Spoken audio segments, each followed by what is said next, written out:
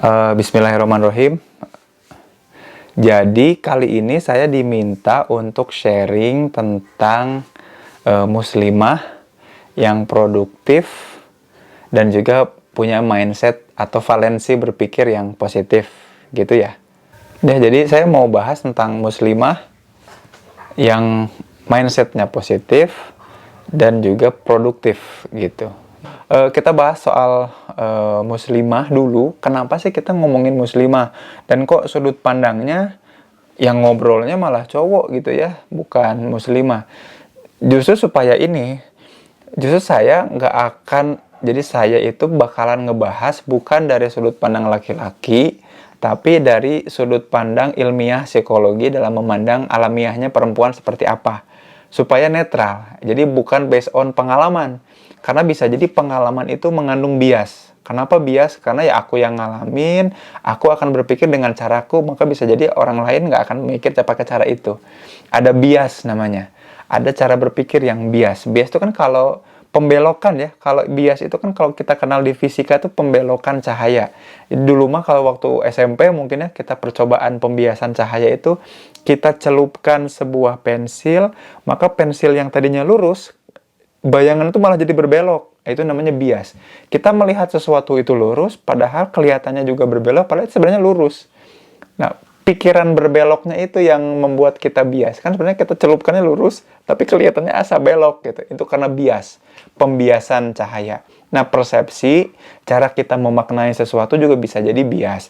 Maka bahasan ini bukan untuk sok tahu, tapi saya akan coba benar-benar untuk bisa membahas ini secara ilmiah ya, dari sudut pandang ilmiah. Maka mohon izin nih buat para ibu-ibu, teteh-teteh ya. Barangkali jika nanti ada yang perlu dikoreksi, ini mah kayaknya nggak cewek banget Kang, bukan kayak gitu kalau muslimah mah. Nah, nanti di kolom komentar aja ya. Nah, bismillah. Jadi gini, kalau saya tuh lagi agak heran ya sama anggapan bahwa Islam ini agama yang justru membelenggu hak-hak perempuan. Justru enggak. Ya, jadi gini, hanya karena Barat atau peradaban Barat itu atau orang-orang Barat itu kebetulan lagi gemar-gemarnya, getol-getolnya ngomongin soal kesetaraan gender, feminisme. Jadi seolah-olah Islam itu tertinggal. Seolah-olah ya. Padahal kalau kita mau merujuk ke sejarah, justru Islamlah yang pertama kali punya aturan yang detail dan spesifik terkait dengan bagaimana cara memperlakukan wanita. Jadi kalau kita cek sejarah, kalau teman-teman mau ngecek sejarah, justru yang pertama kali memuliakan perempuan secara institusional, ada aturannya, melembaga dalam satu din, satu ajaran, itu Islam. Jadi sebelum datangnya Islam, di peradaban manapun di dunia saat itu, ya, perempuan itu dianggap tidak ubahnya seperti binatang ya. Maksudnya gini, dia cuman pelengkap kehidupan pria aja. Jadinya kalau ada ya syukur, kalau nggak ada lebih baik gitu pikirannya tuh gitu. Makanya termasuk zaman jahiliyah, makanya Umar itu sering menangis ketika ada anak perempuan yang lahir. Karena beliau ingat betul betapa setiap kali beliau punya anak perempuan, beliau salah satu orang yang membantu untuk menguburkan secara hidup-hidup ya. Jadi kalau ada anak perempuan yang lahir, dikuburkan itu karena dianggap tidak produktif. Kok kenapa bisa gitu? Karena dulu memang butuh hal-hal yang maskulin, yang butuh kekuatan otot. Maskulinitas dibutuhkan. Jadi kalau zaman dulu kan gini, kalau zaman dulu kan orang itu bekerja bukan untuk orang lain, nggak kayak kita ya, lulus kuliah, lulus SMA, kerja untuk orang lain, jadi karyawan, jadi pegawai. Dulu enggak, kalau mau makan ya harus punya ladang sendiri, kalau mau minum harus punya sumur sendiri, kalau mau punya makanan, snack-snack gitu ya, harus punya kebun sendiri, tempat untuk menanam sendiri. Maka dibutuhkan otot-otot untuk melakukan kerjaan-kerjaan yang menjamin kehidupan keluarga. Nah, makanya karena value-nya adalah otot untuk bisa survive, maka kelahiran anak perempuan itu nilainya lebih rendah dibanding kelahiran anak laki-laki. Di semua peradaban manapun itu. Dulu sebelum ada Islam. Ya, jadi sebelum mulai ada Islam, di belahan dunia manapun wanita itu selalu dinomorduakan. Nah, kemudian muncul Islam, Allah meriwayatkan beberapa riwayatnya, mulai dari Nabi Adam sampai Khatimul Anbiya ya, Nabi Baginda Muhammad SAW, itu banyak riwayat yang mulai untuk memuliakan wanita. Nah, ini penting. Nah, karena pemuliaan itu ada, karena syariat aturan untuk memuliakan wanita itu muncul dan ada, maka dari situlah mulai banyak peluang dan kesempatan wanita untuk menunjukkannya. Bahkan luar biasa lah, di Quran pun secara spesifik detail bilang tentang perempuan. Jadi semua itu untuk semua termasuk perempuan. Dan mulia banget perempuan itu di mata Islam itu, dimuliakan banget. Islam itu sangat memuliakan perempuan. Jadi kalau dibilang bahwa Islam ini justru agama yang berbahaya bagi kesetaraan gender, salah banget. Ini nggak baca sejarah berarti, itu salah banget. Itu yang pertama ya. Jadi Islam itu memuliakan. Nah, dengan adanya Islam, peradaban mulai memuliakan perempuan. Salah satu konkretnya adalah gini, tidak ada lagi pembunuhan terhadap bayi perempuan. Dulu itu, kalau bayi perempuan lahir, dicek Kang Bagas, apakah ini cukup cantik. Iya, pas zaman jahiliyah, ini cukup cantik apa enggak? Kalau cantik, nilai jualnya tinggi, gitu ya. Kalau enggak, dibunuh. Kira-kira bakal keker atau enggak? Bakal kuat atau enggak? Dibunuh. Atau dijual, dijadikan budak. Itu luar biasa. Dipertukarkan tuh sedemikian rendahnya perempuan. Ketika mereka urusan wanita, ketika mereka urusan wanita, itu tuh dikucilkan. Wah, luar biasa banget. Dikucilkannya tuh luar biasa. Jadi, orang yang urusan wanita tuh dikucilkan, tidak boleh berkumpul lagi. Jadi seperti orang yang berpenyakit menular, orang yang urusan wanita itu. Itu di zaman jahiliyah. Nah, di Islam nggak gitu. Jadi kalau ada yang bilang, Islam diskriminatif, masa yang haid nggak boleh ke masjid? Loh, bukan nggak boleh ke masjidnya. Justru itu tuh diatur.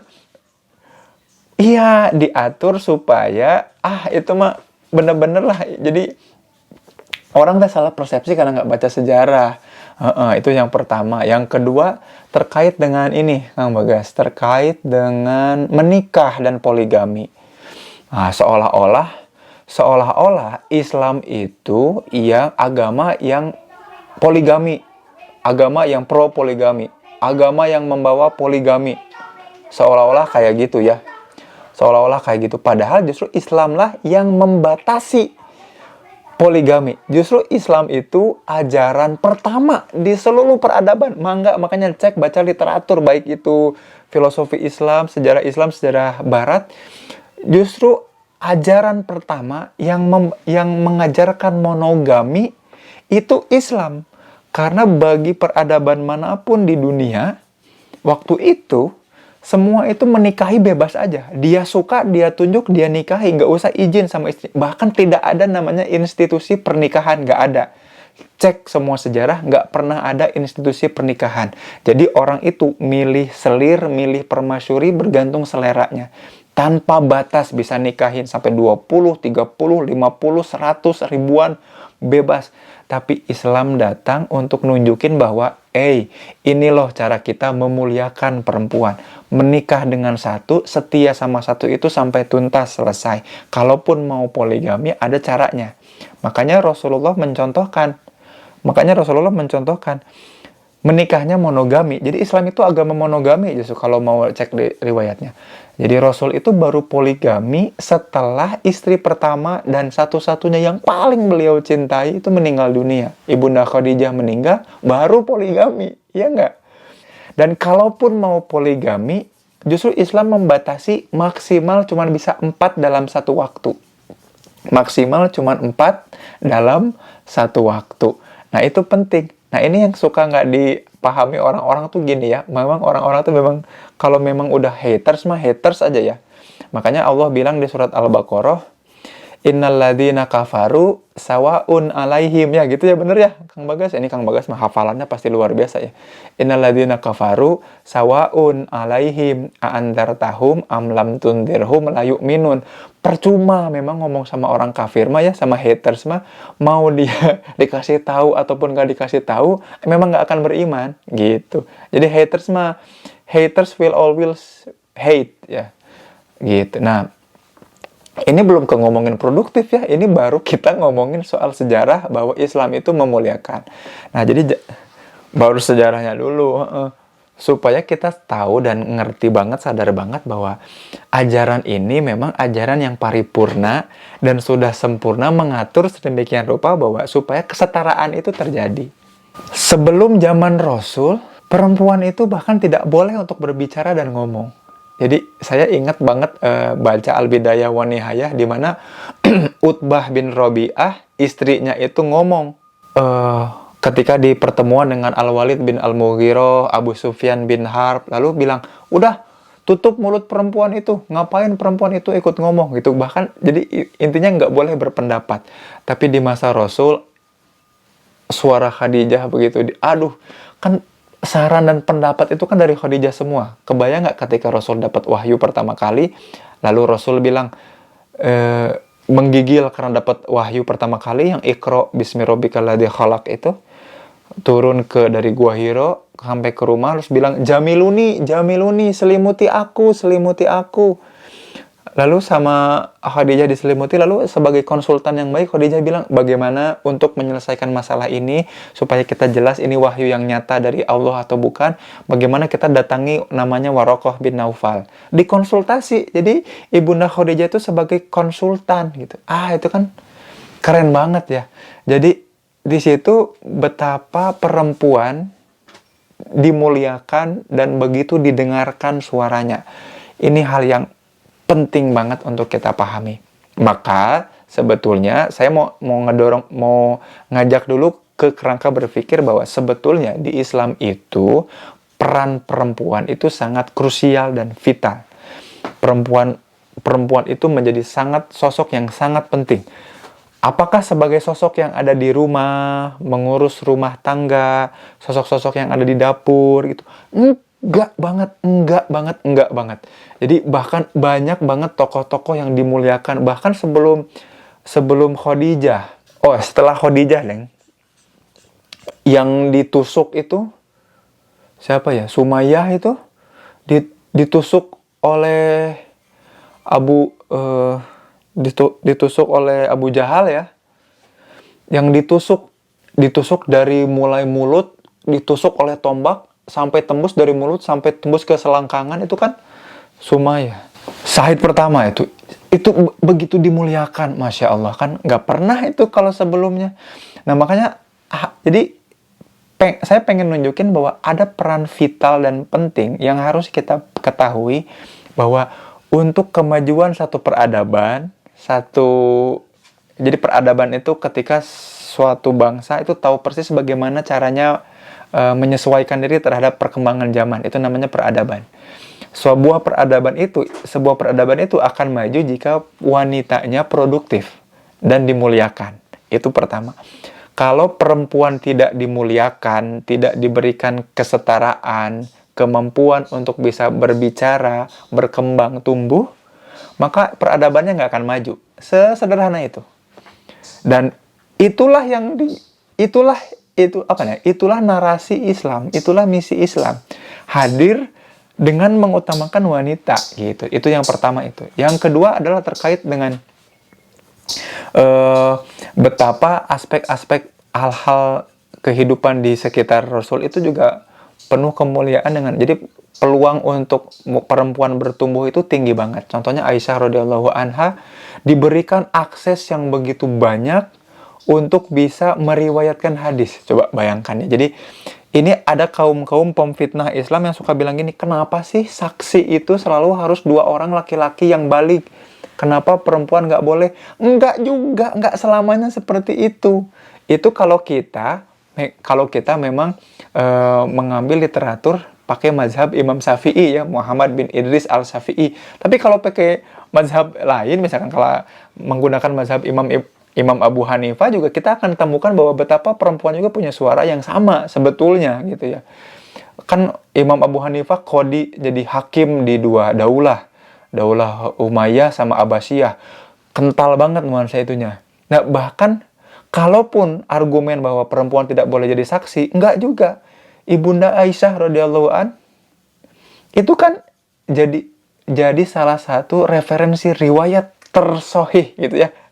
Ya kan kalau beliau udah, kalau ada hadis, bahkan para sahabat bertanya, kalau nggak bisa jadi landasan hukum, nggak mungkin didengar. Maka penting, jadi perempuan itu nempatin tempat yang penting juga.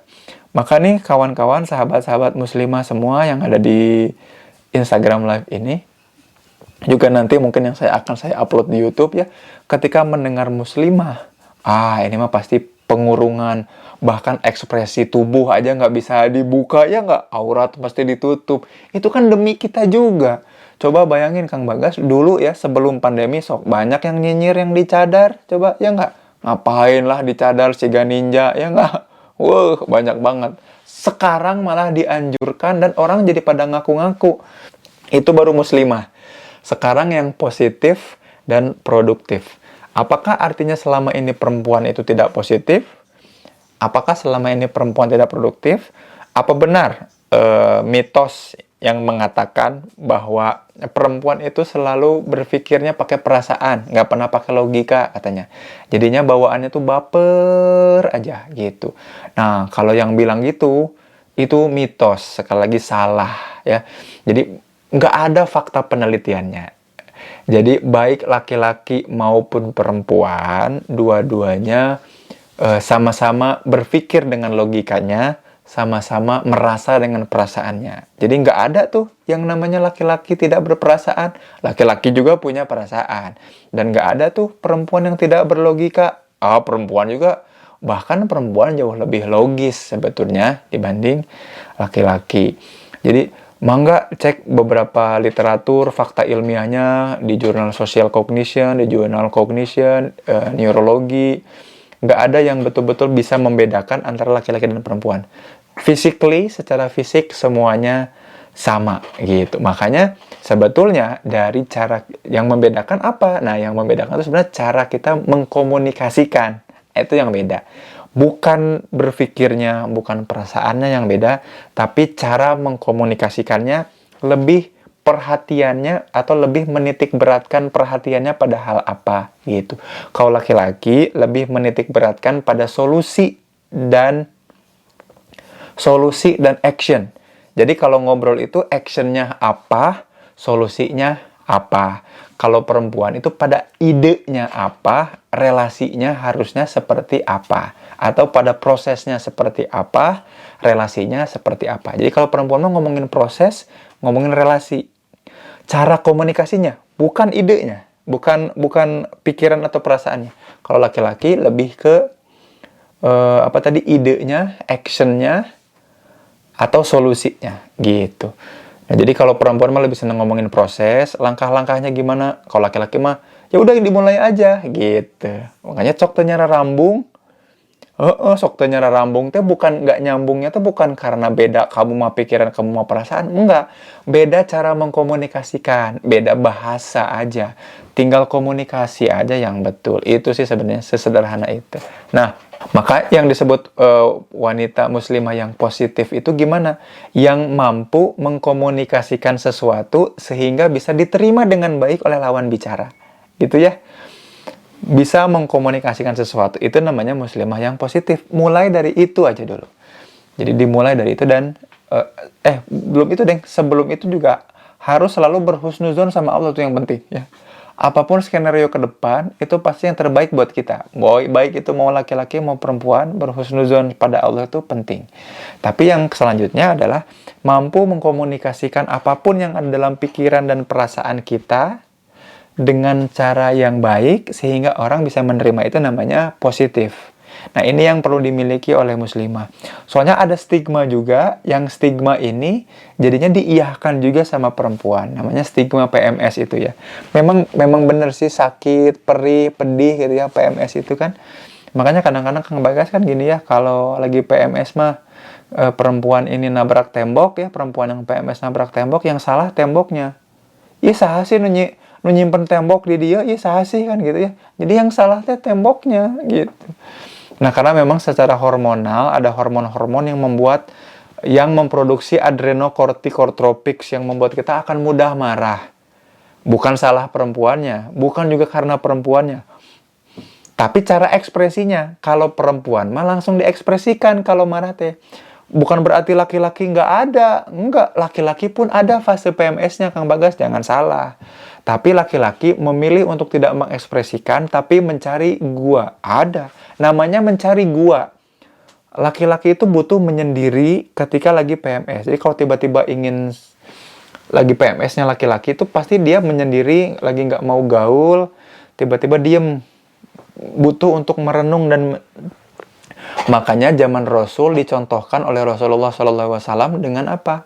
Berkholwat di Gua Hiro. Ya nggak?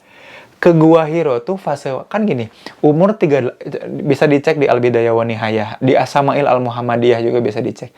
Jadi di Al-Wafa-nya juga bisa dicek. Jadi ketika beliau itu umur 38 dan 39, pada saat itu beliau mulai sering, jadi hampir seminggu sekali. Jadi PMS-nya makin sering beliau itu. Seminggu sekali meluangkan waktunya untuk berangkat naik ke sebuah lubang kecil di sebuah bukit yang kita sebut sekarang sebagai Gua Hiro. Kan lebih tepat lubang ya, bukan gua, karena kan kecil, sempit, hanya cukup untuk satu orang.